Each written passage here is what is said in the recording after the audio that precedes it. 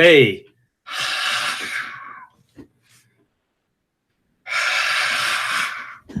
Hey, Luke Ford here, ready to talk about the dangerous powers of the e-personality. And on today's show, it's a simulcast. I'm here with Robert Stark. He's going to be taking over, and he's going to be running his own podcast show. He's going to be asking the questions. He's going to be directing the traffic. He's going to be exerting the moral leadership. So now I am going to stop talking and let Robert Stark do his thing. I'm here with Luke Ford. He is here to bring his message of love and inclusion and silent la-la-las.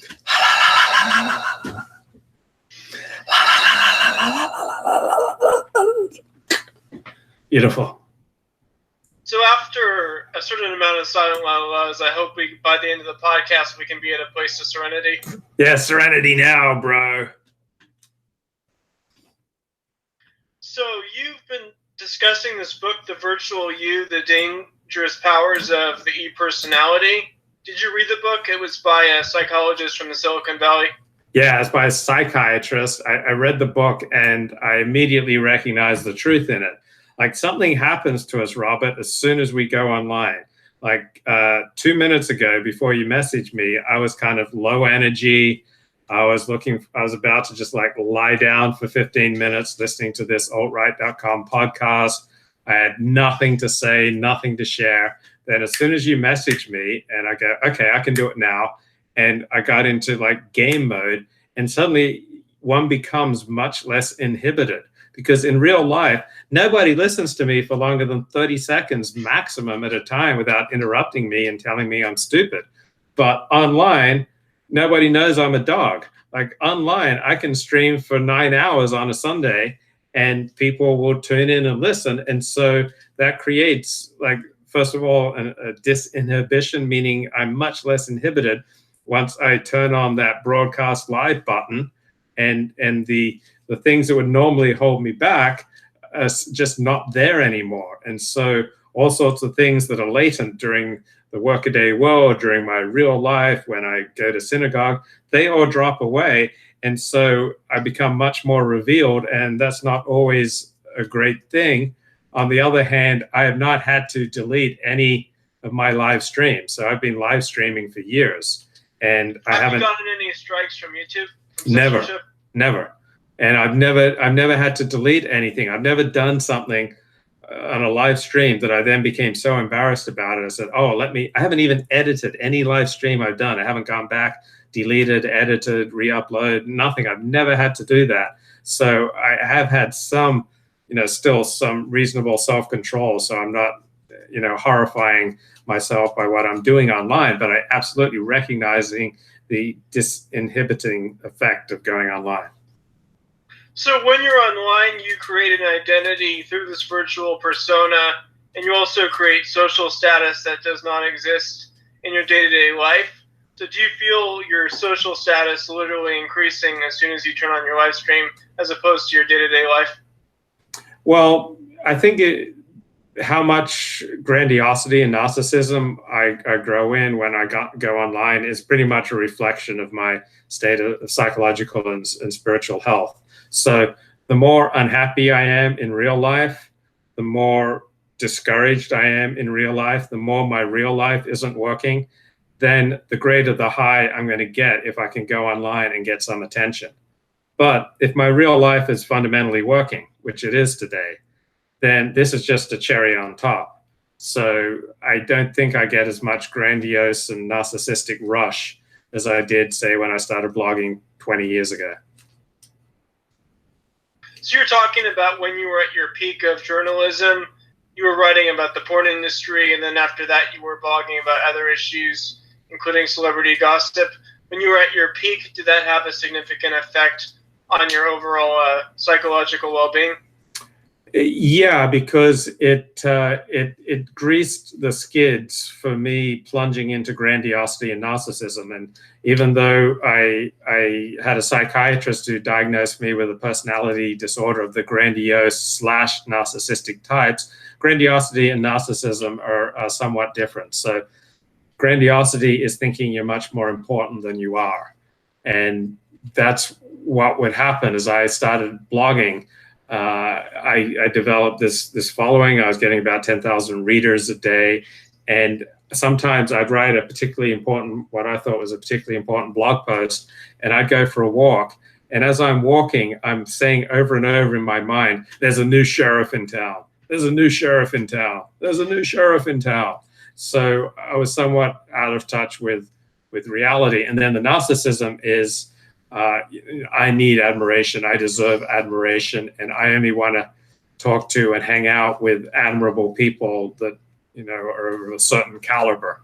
And so I certainly still have that. Whenever I get an email that is misspelled, mispunctuated, with bad grammar, I just, want to have nothing to do with it. I just don't want those kind of people in my life. So I'm very classist. I generally speaking, I only associate with, middle-class people and above. So perhaps I still have some of these tendencies. Perhaps they've just muted. But also, I remember from my old days of blogging, I would often write things and then feel horrible about them a few hours later and edit them, take them down, or just feel horrible about them. And that doesn't happen now. I'm live streaming for hours a week, and I almost never feel horrible about what I've live streamed. Occasionally, I'll feel, oh, that didn't go as well as I liked, or I didn't make my point as clearly as I wanted, or sometimes on one occasion, I remember my stomach kind of clenching up after a show, and it often takes me hours to come down after a show. But luckily, I'm not saying things that I then regret, which I used to do all the time in my earlier blogging days when I didn't have as much understanding of myself. Do you ever get distracted at work thinking about your live streaming to the point where it interferes with your performance? I'm sure it has at times, but not to a significant degree. I haven't been fired or lost any clients in many, many years. So I haven't gotten into car accidents on the road from live streaming. And I also haven't lost... You did have that explosion of your radiator. I did, but it wasn't caused by anything I did wrong in my driving. I had a radiator hose burst while I was live streaming about Serenity. And so that was an excellent test of my serenity. And I also haven't lost any friends of which I'm aware. Maybe I've lost friends and they were, I guess, more acquaintances, and I'm not even aware of them dropping out of my life. So only about once a year do I misjudge an interpersonal interaction so that I say something that's so triggering that the person then hates me and I've just completely blown up the relationship between us. So if I were doing that more often, then it'd be an indicator of a serious problem. But I think I can forgive myself if once a year I misjudge a social interaction. But it is very easy because of the uninhibited nature of going online, and you're asking me questions, and so that's flattering, and I enjoy giving my opinions. It's very easy to then take this personality into your real life unless you have a level of spiritual and psychological health to realize that these are two separate worlds. And just because Robert Stark is interviewing me and asking me for my opinion, very few people in my real life are going to be similarly interested. Have there ever been situations where your adversaries understand your psyche better than your friends? Oh, many times. I remember there was this porn agent in 1999, Reagan Center, and I was interviewing him in 1999. He said, "You'll never be able to have a normal life as long as you make this industry the main focus of your journalism. You'll never be able to attract a decent woman. You'll never be able to settle down and get married to a decent woman. You'll never be able to hold your head high in decent society as long as you make this industry the primary focus of your writing." And those were painful truths, which were 100% true, which I wished were not true. I thought I'd find ways to get around these very difficult truths, but he saw the truth much more clearly than I did. And many times in the porn industry, I encountered people who saw me more clearly than I saw myself. For example, there was Michael Lewis Albo, who was the editor of Hustler Erotic Video Guide, and he wrote this satire of me reviewing porn films, and he called it One Effed Up Aussie's Opinion. And it was just such a dead-on imitation of my writing style and of my psyche that when I read it to my psychologist, she was laughing so hard. She had to exert enormous effort not to pee herself. I mean, she was just dying with laughter when I read this to her because it was so accurate and so dead on. So a lot of people in the porn industry, like Mike Albo, who absolutely had my number. Well, yeah, and that's the whole thing with the internet. You were touching on this, is most people don't really enjoy their day-to-day lives. Maybe they tolerate it, and what's going on online is a lot more exciting, and there's this sense of escapism. But in a sense, some people have made real accomplishments online, but a lot of it is just LARPing, where they live vicariously for this online persona, and they have this sense of excitement, like they're maybe fighting this great battle or they're fighting for a great cause. But in some ways, like, are they really doing that, or is it just LARPing?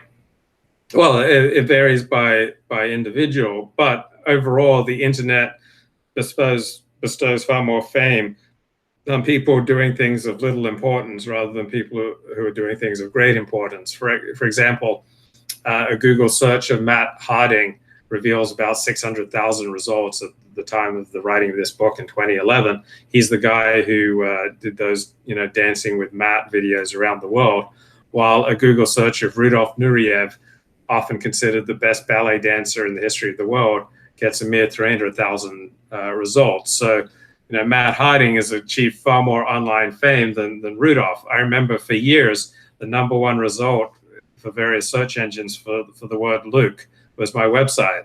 I got like more attention, more traffic, more pull online than the Gospel of Luke or any other Luke in history. Obviously, that was not proportionate to my accomplishment, and it's no longer true. But it's very easy to produce big dreams online, to get fleeting amounts of attention for doing something of no significance. For instance, there's Paris Hilton gets far more attention than some worthy professor at UCLA. You mentioned becoming more uninhibited online. That's definitely the case, depending on whether, some people use pseudonyms and that leads to problems, of course, but even if you use your real name, becoming uninhibited can create a sense of euphoria and it increases your level of confidence, but it can also cause you to say things that you wouldn't say to someone at your job. Yeah, it's very easy to get out of touch with reality. So humility is simply being in touch with reality, and humiliation is being caught out of touch with reality.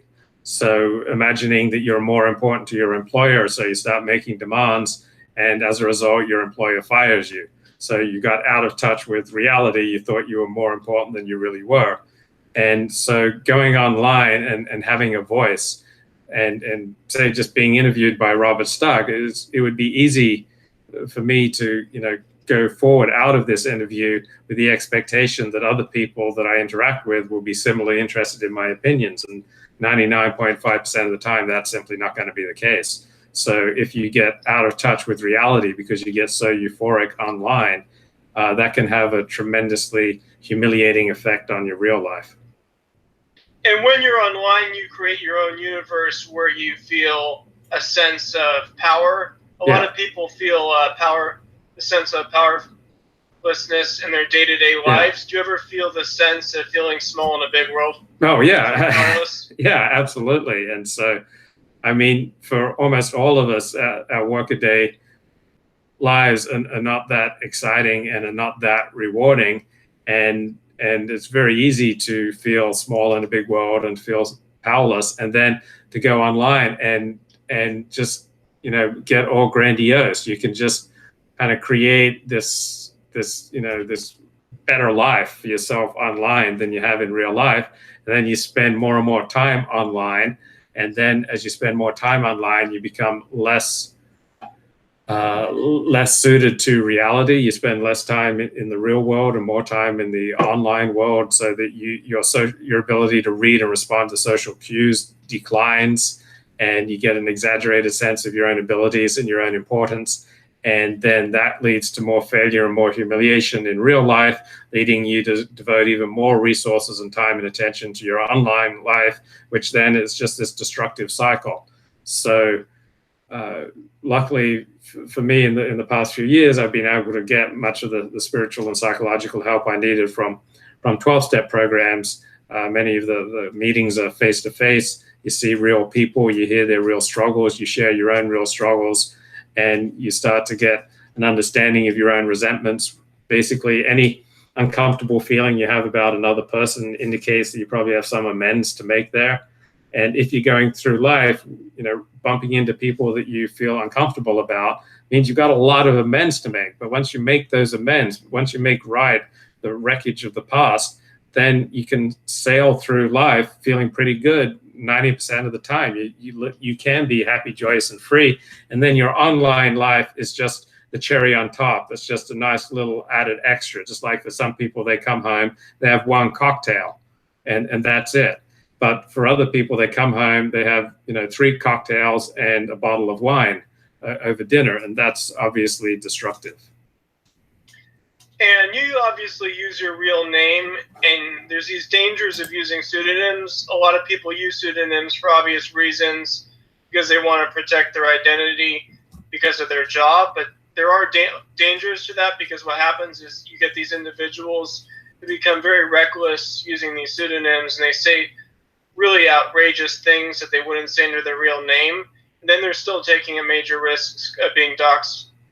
Yeah, and forgetting being doxxed, it shapes your personality. Like, everything you do affects other people. That's one of the quotes attributed to me in online quote books. And so when you go online and develop this fake persona or a pseudonym, everything you write is going to have an effect on you.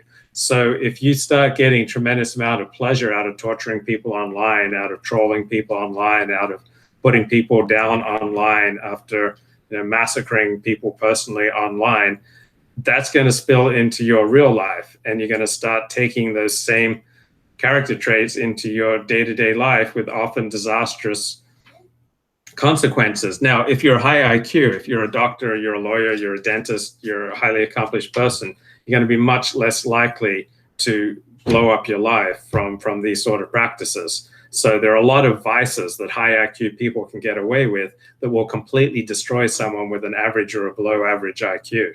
So I noticed with many of the online trolls, it's very much, average and IQ.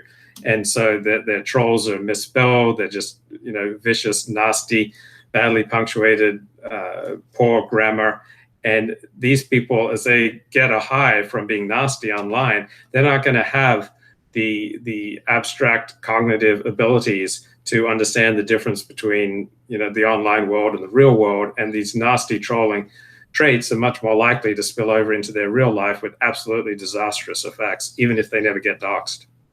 Do you get a strong sense of narcissistic supply when you receive a super chat? I get a financial high.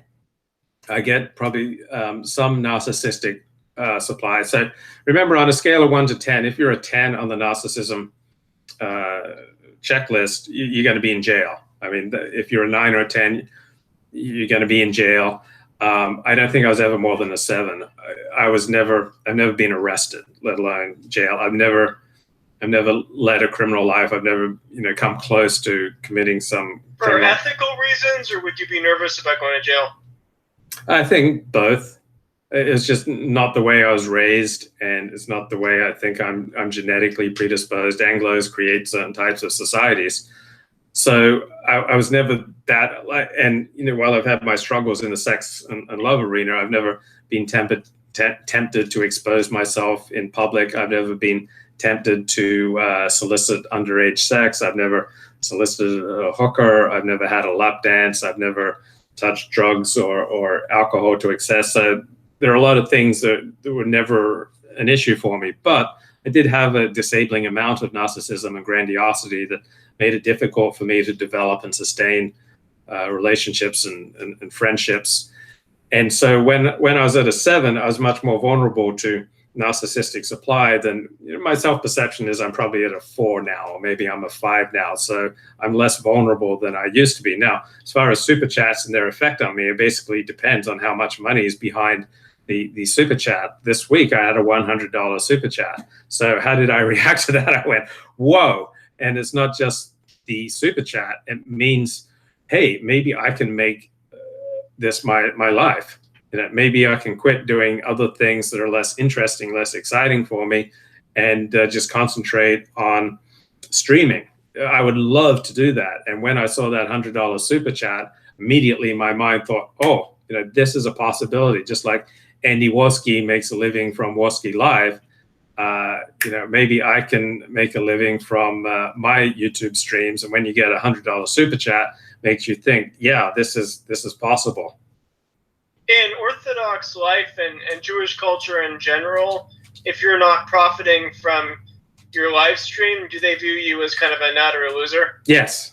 Yeah. Like, I don't think Jews put too much emphasis on success and making money. To me, it's an appropriate level of emphasis, but it's a far greater emphasis than I knew when I was an Anglo-Saxon, than I knew when I was a Protestant. And it's a far greater emphasis, generally speaking, than non-Jews give on success and making money. There was a convert to Orthodox Judaism who devoted himself to teaching in Jewish day schools. And when it came time for retirement, he just realized that he never received he received very little respect in the community because he never made much money. And making money is really important. It's really important in Jewish life. And so if I do these streams and no one throws in a super chat, people would just think I'm crazy. They think I'm a total loser, and possibly that I have nefarious motives, and it's just sad and pathetic. But if I can bank some serious bank from doing these live streams, and people go, oh, that's great, that's creative, you found a new way of making money, you talk about Hitler and Mein Kampf and the alt-right all you like. If you're making a parnasa, if you're making a living off of it, then it's good and holy, and you can donate to Jewish causes, and we'll give you honor and respect. And also with online identity, and this is especially true with people who use pseudonyms, but even people use their real name, you can also lie about your social status. So you can lie about how much money you make, and you can create these false identities. And sometimes it does benefit people, but there's a high chance of it backfiring.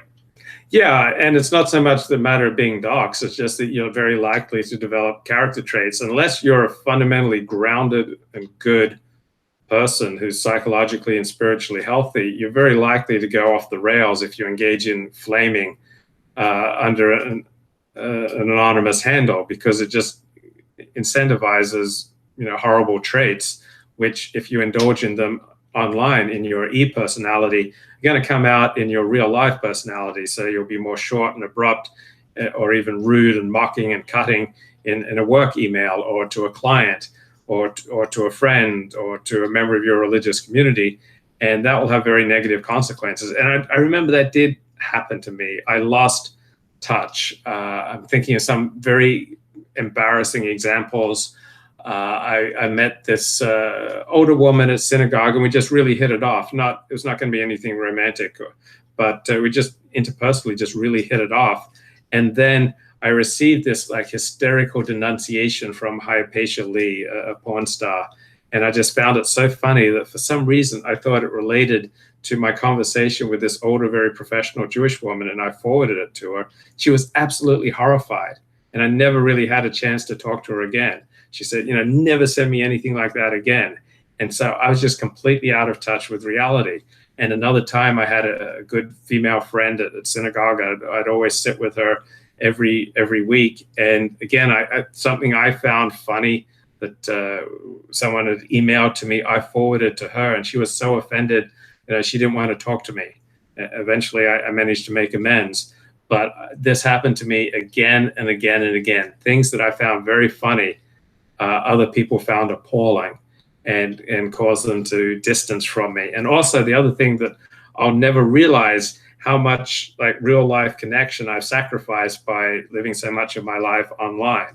There are a substantial number of people who just simply don't feel safe about me in case I talk about them, even if I keep them completely anonymous. Just like if I just make any stray reference to anything that might somewhat relate to them would just be horrifying to them. And therefore, as a result, they will have nothing to do with me. So how many examples of real life connection, real life togetherness and bonding have I sacrificed by devoting so much of my life to online efforts, to disclosing so much of my life, to blogging about controversial issues? So it's I won't even know the harm that I've done for myself. I remember telling one therapist that one reason I didn't want to stop blogging was that I remembered how humiliating it was to convert to Orthodox Judaism, and I needed to keep my blog in case any more rabbis tried humiliating me. I needed to have some kind of defense.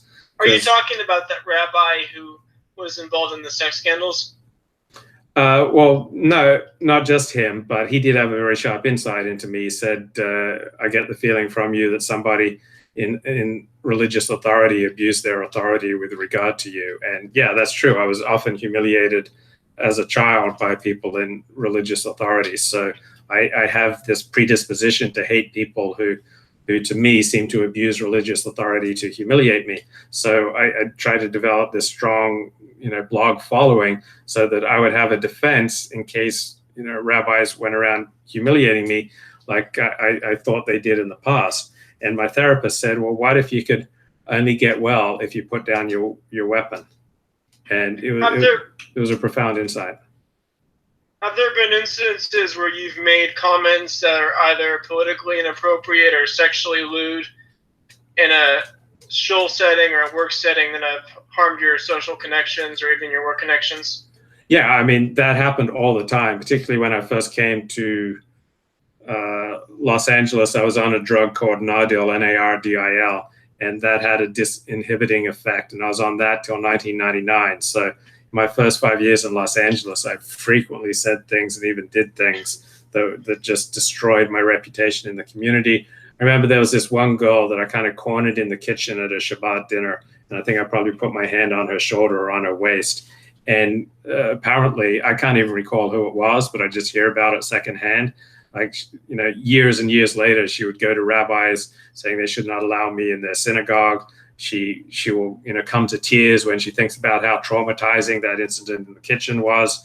Other people recall me saying like really crude sexually charged comments at Kiddush, which is, when the rabbi is making a blessing over wine. Apparently I was like hitting on the rabbi's daughter. So I did all sorts of horrible things. And of course, as I aged, I became more and more careful. But getting a blog and having an audience to the world, that did have a disinhibiting effect, which probably also carried out into my real life and damaged a lot of potential opportunities for human connection, left me somewhat isolated and depressed and lonely, and then more predisposed to eroticized rage, more predisposed to seeking narcissistic supply, more predisposed to spending hours of my day just grandiosely dreaming, and just didn't leave me in a good place. So these cycles kind of build on themselves. The more you alienate yourself from other people, the more lonely I would get. The more lonely I would get, the more bizarre I would act and speak. The more bizarre I would act and speak, the more alienated I would get from other people. And it was just a vicious cycle. And it got to the point why by about 2006, 2007, 2008, I was just constantly going around saying, I'm effed. I'm so effed. This is effed. I'm effed. I'm just totally effed up. And it was just, this really negative cycle in my thinking because I just blown up so many bridges. I was just so hopeless about my life. I just couldn't get out of my own way. Do you ever have this feeling that you know all the grand truths to life and to either as religion or politics, just like that you're a genius and you know the great truths, and this strong sense of frustration that people don't see the world the way you see it, and wanting to kind of impose your point of view on people and feeling a strong sense of rage when people don't understand your worldview? Not anymore. And I don't think I ever had it to the extent that you just described, but I had intimations of it. So the more shaky my own life was operating, the more shaky my own handle on reality, the more desperate I was to convert other people to my way of thinking. The more smoothly my life was operating, the more in touch with reality I've become, the less psychological need I've felt to change the people around me. Is it worth expressing the truth if it harms your social status or overall well-being?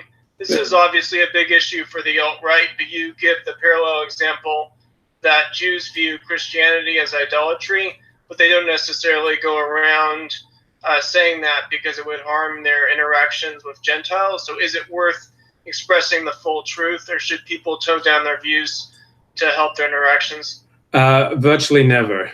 Almost never should you ever say anything to somebody that they are not able to handle. The only possible exception is if you're a public figure or willing to be a public figure who has an opportunity to push ideas, send them out into the world by accepting the arrows of outrageous fortune. Then possibly if you're speaking to a reporter, or even if you're doing a live stream, or you decided to become a public personality, and what you're saying, there is potential for good things to come from it. So I'm very outspoken in my streams, but people only come to my streams if they're interested in what I have to say. I'm not outspoken in real life, and it's very rare that I misread a social interaction. I don't talk about my religious, political, cultural views, except with the very few people who are able to hear them. There's this whole concept of compare and despair. Do you ever struggle with jealousy over people who have greater social status, money, or sex? Yeah. Much less than I used to, but it still comes up. And that's kind of when I know I need to get on my knees. I need to pray to God. I need to make a program call. I need to talk to my sponsor. I need to journal about what I'm grateful for. I need to do my step work. It's a flashing warning sign, such as another flashing warning sign for me is lust. I just have no use for lust in my life right now, as I'm not in a sexual relationship. So lust does me no good. And if my mind starts going in that direction, then I'm like an alcoholic who's starting to obsess about having a drink. So I need to stop it as quickly as possible. When my life is going the most smoothly, I probably spend less than 5 minutes a day in lust.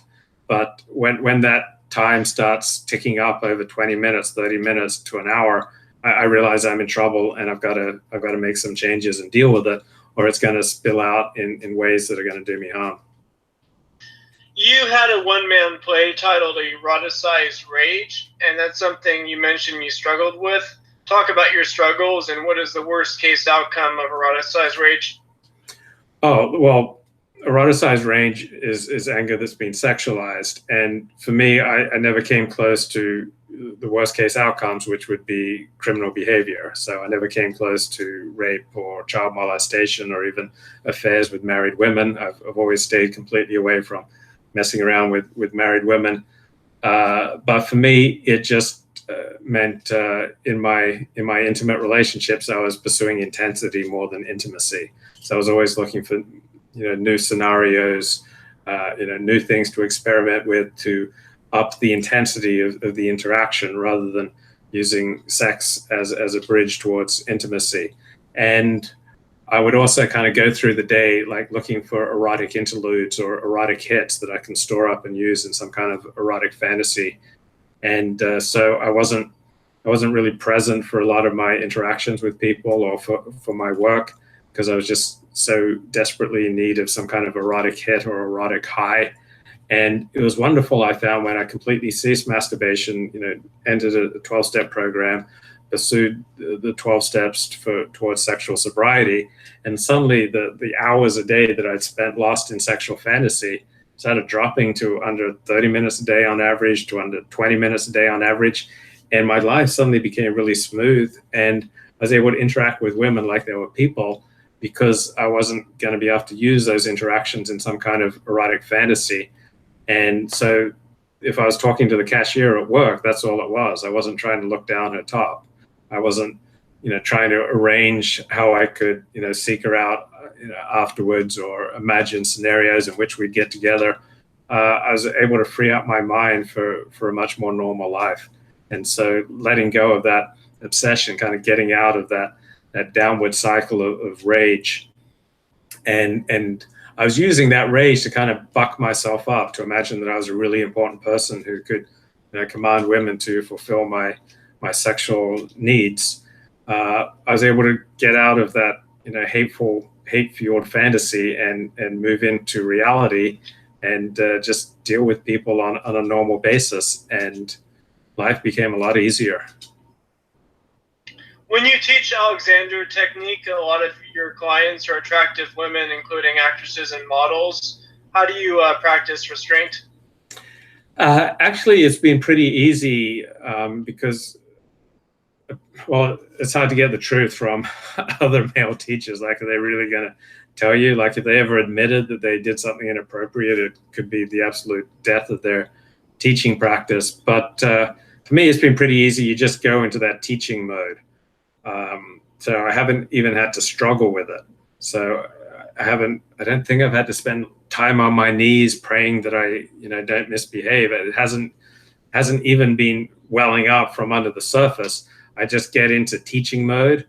But if I wasn't in recovery, and, it would be possible that on a lonely day, when I was feeling down, that I'd start looking to my clients for emotional solace, if forget, any sexual or physical interaction, but just kind of looking for their admiration or their affection or their love to buck me up. And that would definitely handicap me as a teacher. It would probably creep them out, and it could lead to, an escalation of inappropriate behavior.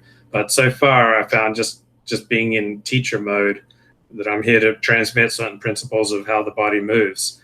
I haven't had a problem of which I'm aware. Who knows? I may have said something that offended a client and they just didn't say anything. But I don't think it's been an issue. But obviously, the more spiritually and psychologically centered, the better my teaching is, because every teacher, transmits their own psychology through their work. And so all their flaws are going to come out if they're codependent, if they have eroticized rage, whatever their problem is. Psychologically is going to come out in their Alexander technique teaching sessions, which are very intimate. And so your real self becomes revealed. So if your real self has a lot of needy elements, or needs to dominate, or is afraid of intimacy, or pushes people away, that's all going to come out in an Alexander technique session. So the more I can grow spiritually and psychologically, the more pure my Alexander technique sessions can be, the more effectively I can transmit the Alexander technique to other people. And I'm better off when I'm not looking in the workplace to meet my psychological needs for love and affection, but to reserve the meeting of those needs for their appropriate place, and not allowing them to spill over into my professional or social or religious life. Does the internet provide a sense of community for people who are lacking healthy social bonds in real life? Oh yeah, it's huge. I mean, I don't think anybody comes to my streams on the wings of victory. Like, I think, the people who come to my streams must somehow identify with the various ways that I am broken.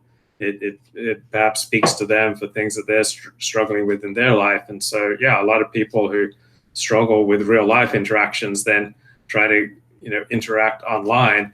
But that can actually, sometimes that can do good, but often it can lead to a downward destructive cycle where people try to create a whole new self online that becomes increasingly unhinged with who they really are. And then when they interact with people online, they're going to likely interact with other people who are similarly making it up. See, when you achieve a level of psychological and spiritual health, you can immediately tell when people are lying to you or trying to manipulate you. You just immediately get that sense. You'll notice, if you know highly developed people, they will often tell that you're lying before you realize that you're lying. And they'll often call you on it, and you'll go, whoa, that person really called me out, and he was absolutely right. I didn't even know that I was trying to deceive him or manipulate him. So when you understand how you work, then you're much less likely to get taken in, because lying is a cooperative act. It takes two people for a lie to work. So for a lie to work with me, it has to appeal to my vulnerable side. So from growing up in childhood, anyone comes along and offers, some sort of like maternal nurturing, I'm vulnerable to that. Someone who comes along and offers like some kind of admiration from my narcissistic side is vulnerable to that. Someone who feeds my grandiosity, I'm vulnerable to that. So when people plug into those weaknesses in my psyche, they can effectively lie and manipulate me. But if I'm in recovery, if I'm aware of my tendency to be selfish and self-seeking and inconsiderate and dishonest and fearful, and I've admitted these problems to other people, and I've made amends for the wreckage of my past, then when people come along trying to manipulate me and deceive me, I just spot it like that. Like when I'm in a good psychological, spiritual state, people don't fool me. I just immediately something feels off, and I realize that someone's lying to me either consciously or unconsciously. But when you aren't at a strong spiritual, psychological state, people are just going to be able to lead you around by the nose by just pinging into your weaknesses, your needs for affection or respect or admiration, and then they can very effectively deceive you. Why do you say that the people who follow your stream are broken individuals? Because I think we all attract people like attracts like. And so obviously I'm 51 years old. I have nothing saved for retirement. I just recently paid off $50,000 in credit card debt. I've never married. I don't have children. Widely regarded as a loser in my adopted spiritual community. Pretty much everyone I grew up with is married with children and a mortgage and a career that is moving forward. So by most conventional standards, I'm a loser. And so why are people coming here to listen to what I have to say?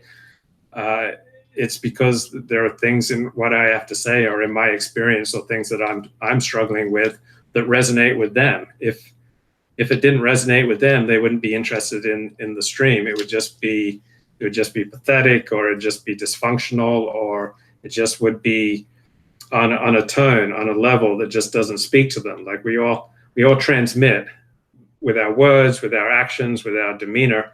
And so people pick up the signals that we transmit. So for instance, all of my girlfriends have had fathers who are sex addicts. So obviously I would ping certain thing, and then women who had these traumatic experiences with fathers who are sex addicts, something about me would resonate with these most intense emotional experiences of their childhood. And so they try to heal that trauma of having a father who was a sex addict by hooking up with me, a sex addict, and trying to fix me and thereby heal the most painful part of their past. And obviously that didn't really work for them or for me. And we all tend to do that. We all tend to try to recreate the most emotionally intense experiences of our past. And we look at people not so much as they are, but through the lens of our experience. So, for example, I've always looked for substitute father figures. I kind of grew up in foster care. Then my dad was very busy out preaching and saving the world. And so I was always looking for substitute father figures and always looking for substitute mother figures. And kind of always, to some sense in my psyche, felt like an orphan. I always kind of given off this lost dog vibe. I always struck people who, have some degree of spiritual and psychological sensitivity as a lost dog looking for a home. And so I'd kind of put that vibe out into the world, and then people would come along and get that vibe and want to adopt me. But the urge to rescue, it doesn't last long. Eventually you get sick of the stray dog that you've adopted, and you get tired of rescuing people, and then you just look to get rid of them. And so I would bounce along feeling lonely and dejected. Then I'd get adopted and I'd feel whole and happy. But then the people who adopted me would get tired and want to get rid of me. And so then I'd get rejected again. And it would feel like my childhood when I kept moving through these different foster homes. Only the feelings get more intense as you age. And all these feelings just get turned around like you're in a dryer. And you're just getting bounced around. The feelings are more intense. You're more disoriented because the sweetness of having that genuine connection and of being genuinely adopted for a few weeks or a few months it just tastes so sweet, and then you lose it, but you have the memory of what it feels like to be whole. And so in a sense, you're even worse off afterward.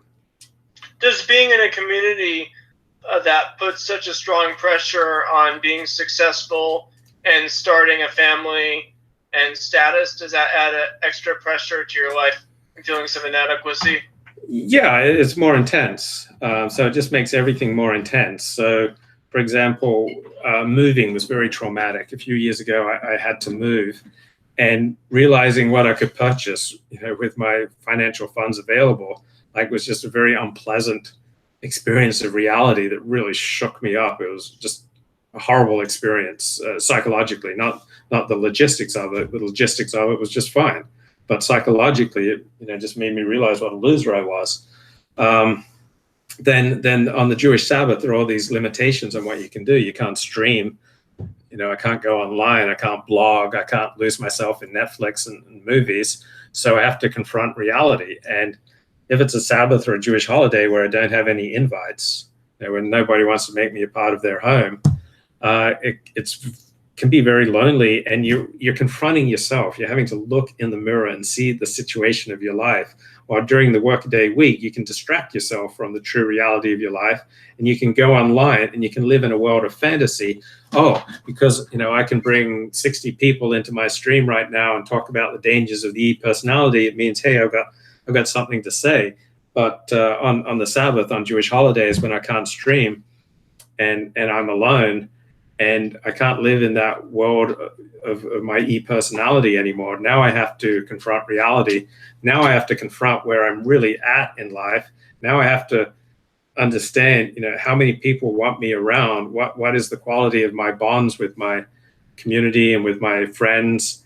And I may go for a walk and I may say Shabbat Shalom to people, and they don't say anything. And that's a really lousy feeling. I tend to say Shabbat Shalom to everyone who's obviously Jewish when I'm out for a walk and on the Sabbath. And I don't know, maybe at some points, it seemed like half of the people wouldn't respond. Or other times I'd go for a walk on the Sabbath with a friend, and they would feel and experience these really weird stares that they were out with me. But they were just going for a walk with me.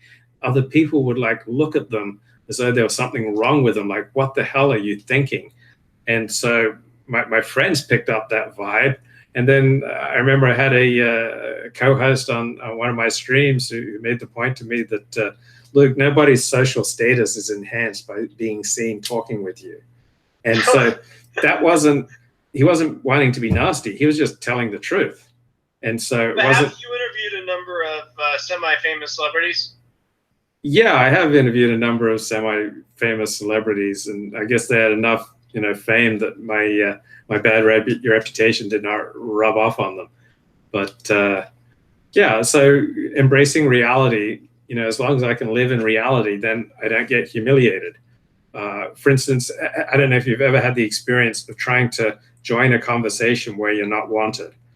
Sure. I've had that experience probably 1,000 times in my life. But it's been many months since I've had that experience. And it's considerably lessened over the past few years, because now I'm better able to see when there's a conversation I'm not wanted, and at least I don't say anything. Because when you say something in a conversation where you're not wanted and people just ignore you, it's just a horrible feeling inside. Or particularly when you're older, like I'm 51, and you try to go to events that are meant for people in their 20s. That once happened to me. And it was just a horrible feeling to be notified that you weren't wanted at these events because you weren't in the age range. So that's like getting out of touch with reality. That was humiliation because I wasn't willing to live in reality. Is that what you mean when you say stay in your lane? Yeah, absolutely. That's one of the things I mean. If you're not wanted in a conversation, don't join it. Shut the F up. If your opinion's not wanted, don't give it. If you don't have expertise in something, don't talk like you do have expertise in it. So yeah, stay in your lane. And I also literally mean it driving. Generally speaking, stay in your lane. Don't weave in and out of lanes as you drive. You're much more likely to have an accident. Do you think that the alt-right tends to attract people who lack healthy social connections in real life, including mental illness? Is that part of the reason why the movement is collapsing? Yeah, and that's why white nationalism has always been a marginalized, unsuccessful movement, because the movement itself is marginal, and so it attracts marginalized people who, by and large, are not as healthy as accomplished people. Their criminal records, their criminal predispositions, they're very easy to get into feuds and to fighting with each other. Since Trump's election, the alt-right has devoted far more resources and time and attention to hating on each other and to fighting with each other than to fighting with the enemy. And so this is a reflection of a very sick movement. And the whole optics debate is really a lack of comfort with who are the strongest supporters of the alt-right. They're not, when people see, who went to Shelbyville, and these are the representatives of the alt-right, most normal people are horrified.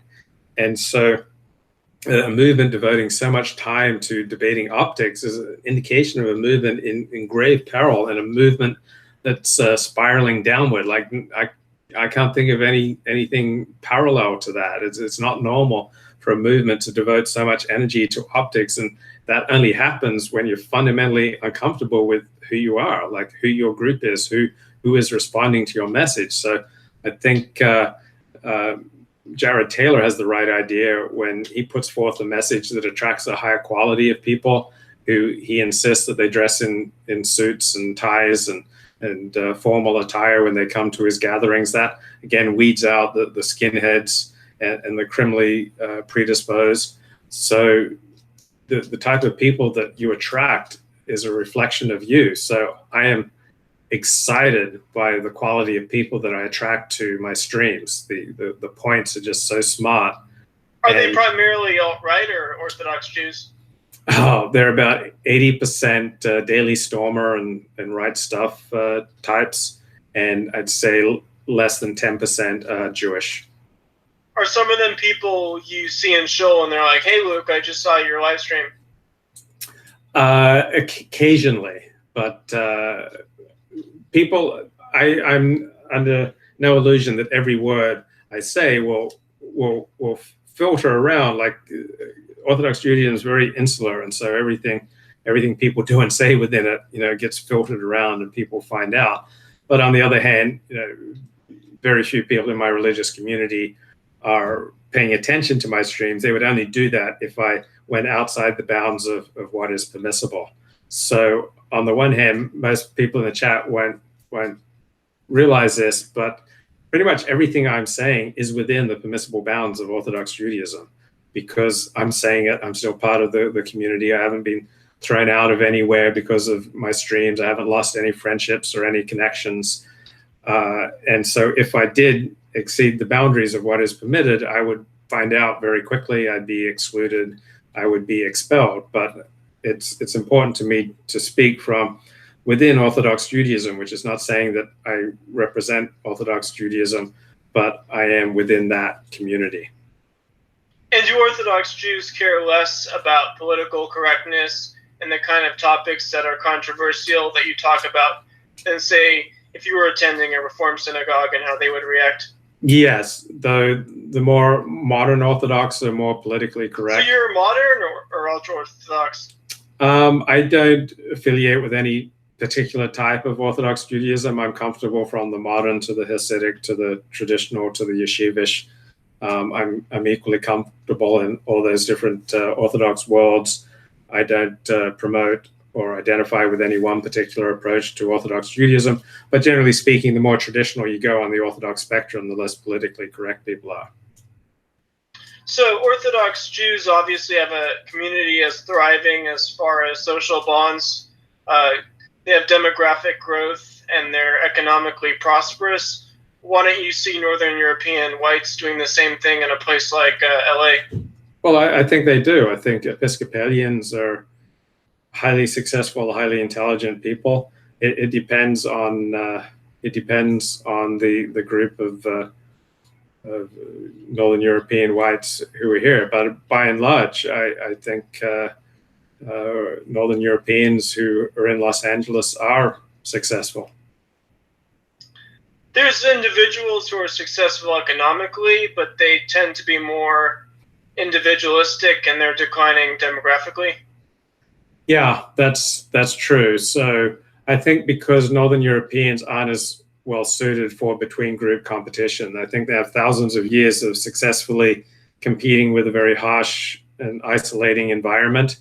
And Jews come from the Middle East, where all sorts of different groups were always marching, over the top of Israel. And so Jews developed a lot of skills at between group competition, at reading people to see whether they were scam artists or not, being able to deal with different groups. So being able to speak black to blacks, being able to speak Mexican to Mexicans, being able to speak race realism to race realists, being able to speak globalism and egalitarianism to people who are that philosophy. Jews are a quintessential middleman minority, is able to speak differently to different groups, is able to deal righteously with the righteous and deal wickedly with the wicked, kind of relate to groups based on how those groups relate to Jews. So I don't think people of Northern European origins are as skilled at the middleman minority role. I don't think they're as skilled at speaking differently to different groups. I think they often tend to put principles ahead of the well-being of their people, while Jews tend to put the well-being of their people ahead of abstract principles. And they don't seem to do well as being a minority. Even Mediterranean whites in South America do better as a minority. It seems with Northern Europeans, they need a homogenous country to thrive. Yeah, because when you've got a universalist morality and you're competing with people who practice dual morality, meaning one morality for your own group and then a much more relaxed morality for outsiders, obviously people with the universalist morality are at a disadvantage, and people of Northern European heritage overwhelmingly practice and see the world through the lens of universal morality, while virtually everybody else in the world sees the world through the lens of dual morality. So that puts Northern Europeans at a substantial disadvantage in between group competition.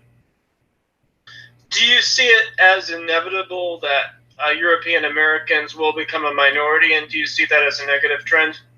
Oh, I absolutely see it as a negative trend. I think Europe and what Europeans have created in Canada, United States, and Australia is the very epitome of high trust first world civilization. So every day California becomes more like Mexico, and I don't like that. I don't want to live in Mexico. I want to live in a high trust Anglo society. Anglo-Saxons have created the most high trust, best countries in the world. And I like what Anglo-Saxons have made. And Los Angeles used to be the most Anglo-Saxon major city in the United States prior to World War II. Now it's just more Mexican every day with all the problems, the crime.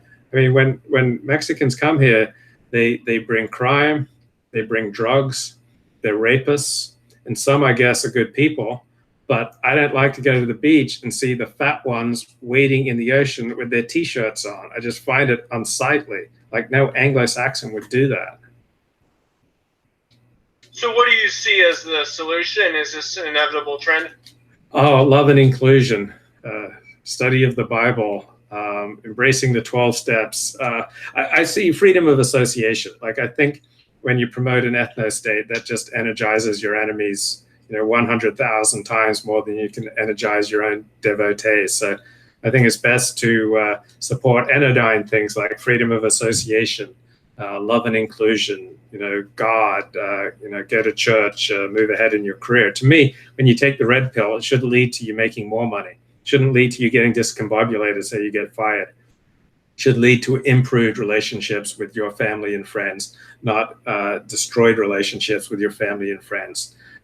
Stop the Nazi LARPing and the KKK LARPing, and lead a prosperous life, get married, have kids. And if you say anything publicly, make sure it's anodyne, because why would you want, that's the Jewish way. Like Jews don't go out of their ways, telling Christians that you're idolaters, and, Jews don't tell Muslims you're dogs, or, Jews don't tell white people that they're stupid. Jews want to get along with everyone because they're a middleman minority. And so now that white people are a minority in much of the United States, they need to learn to get along and not say things publicly that are going to fire up their enemies. So just say anodyne things, say nice things, go to church, take back your church from the communists. That's do things that aren't going to get you fired and doxxed and humiliated and destroyed. That's the thing with the alt-right. They're obsessed with stating the truth, or their version of the truth, whichever take you have. But would you say it's more important to be prosperous and to start families than to express political views? Oh yeah, the only reason to express political views that will result in repercussions is an extraordinary individual like Jared Taylor.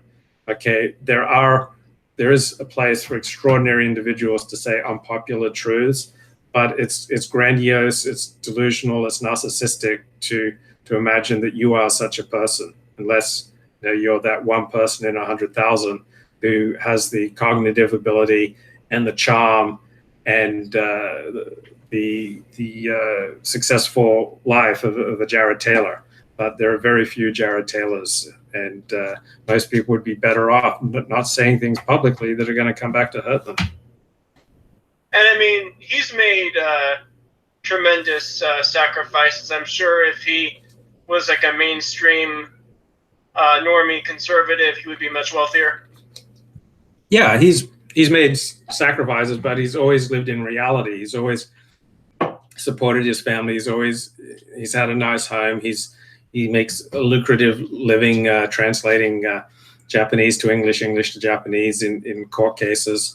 And so if you have that kind of backup, you have more room to be able to speak out on controversial issues if you're sure that you're still going to be able to make a living. And back to the whole topic of the internet, to kind of summarize the show, a lot of these movements, they just primarily exist online, but they have made some attempts to form communities or social gatherings in real life. But that's a big issue. I'd say primarily a lot of this stuff just exists online. And to kind of summarize the show, people don't always behave the most mature when you have like a community online, because it lacks that sense of authenticity of something that's organic, that's been around for a long time. Yeah, people should realize that you're stepping into a stream that is flowing in a certain direction whenever you go online.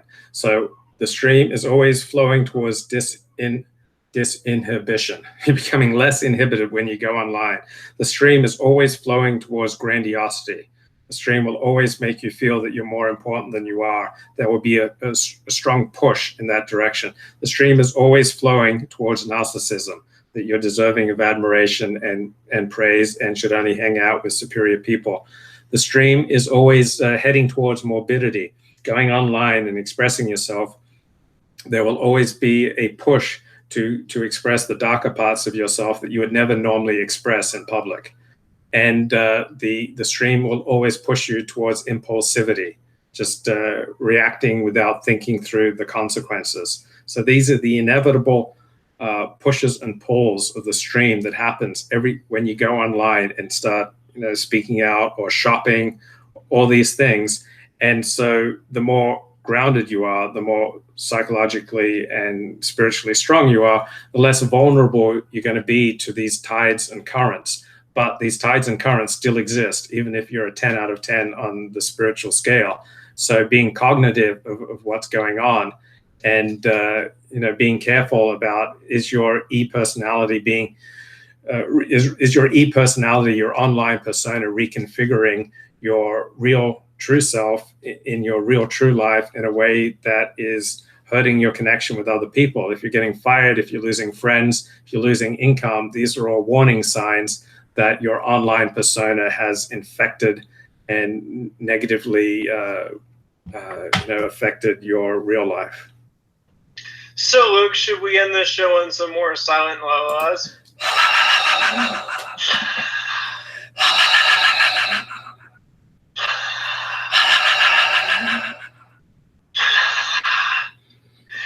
Thanks, Luke. It's been an excellent show. Take care. Take care, man. Bye-bye.